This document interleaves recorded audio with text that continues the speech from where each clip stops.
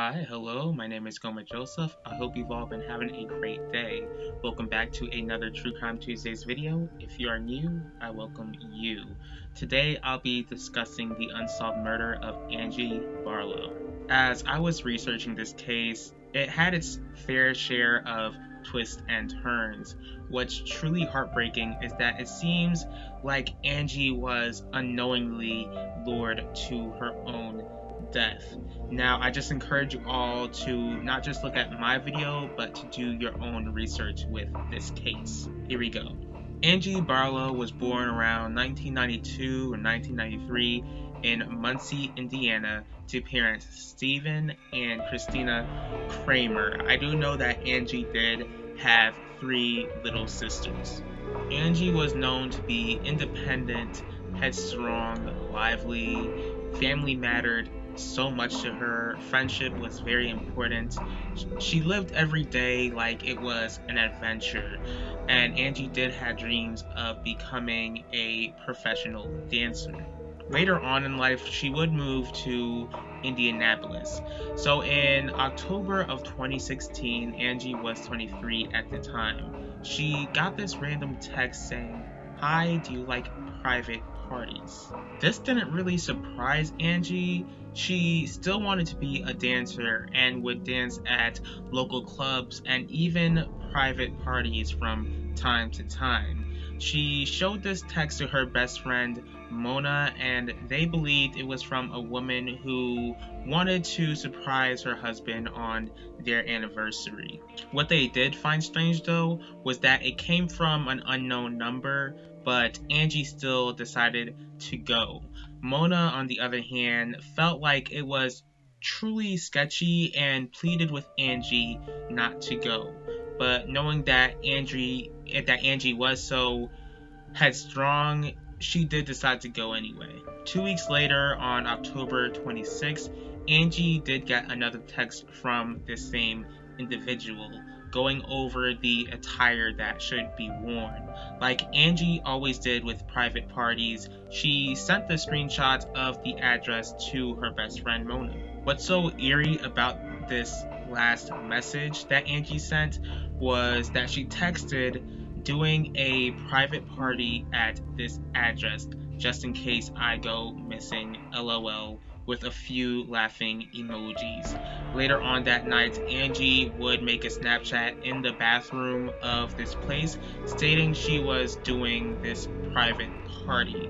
But this was the last time anyone ever heard from Angie again. Since no one was hearing from Angie, her mother Christina would try to text and call, but would receive no answers. Like any mother would, Christina grew worried and drove to Angie's apartment. But she would soon realize Angie never made it back over there, especially, this was a big clue that Angie never went back there because Angie's dog wasn't taken care of. Mona got word of this and arrived to the address, which was an apartment. That, this is the address that Angie did send to Mona, but for some reason Mona was unable to, enter in because the apartment was gated. But like a loyal friend, Mona would jump over the gate. She entered in, but she would find out that the specific apartment was absolutely empty. With the apartment empty and Angie still nowhere to be found, Mona and Christina would file a report to the police that Angie was missing. Police looked into this place, found a surveillance camera, and saw that Angie's car entered this place and left, but her car left with another car following hers. Soon enough, there would be a search party and missing flyers would be placed around the community and even social media. As police began to look into the surveillance footage, they noticed the license plate of the car behind Angie's, and it took them to a woman named Raven Miller, who was known to be the host of this so-called private party. And this husband was known to be some guy named Baron McAuliffe. The twist in this case is that Angie knew these two because she knew them in the club she worked at, but they were not friends at all. Since Angie didn't really like Raven at all, there would have been no way she would have ever agreed to do this private party if she knew it was Raven who texted her. Police believe that someone else did open the door for Angie that night when she arrived, because she obviously would have rushed out if Raven or Baron answered the door. Now, of course, Raven and Baron would be questioned by police. The two admitted that they were at this party, but claimed that they never left. I'm not sure how that would ever make sense, since Raven's car did leave this place, and regardless, the police didn't have solid evidence that either of them had anything to do with Angie's disappearance, so they let these two go. 12 days after Angie's disappearance, her car, which was messed up very badly, was found about 8 miles away from where she was last seen, yet Angie was still nowhere to be found. 7 months after Angie's disappearance, her grandmother would become a victim of fraud, which is pretty strange. Police believe there was a connection between Angie's disappearance and the recent fraud. Michelle Brown was arrested for the crime, and here's where it gets a little confusing for me.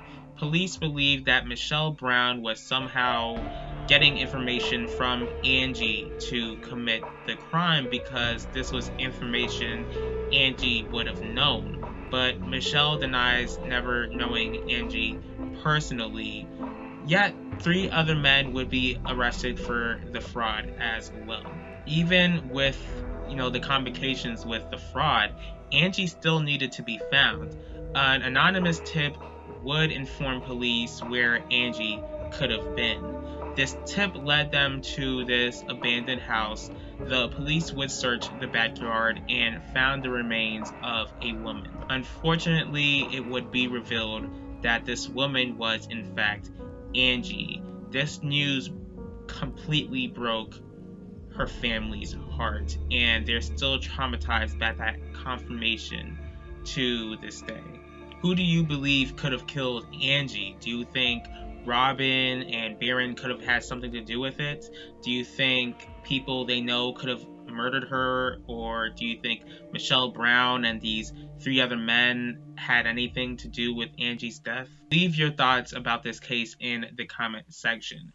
Once again, I just hate how Angie was basically tricked and that it led to her death. It's almost been 4 full years since Angie's been taken away from her family, and I am praying for them.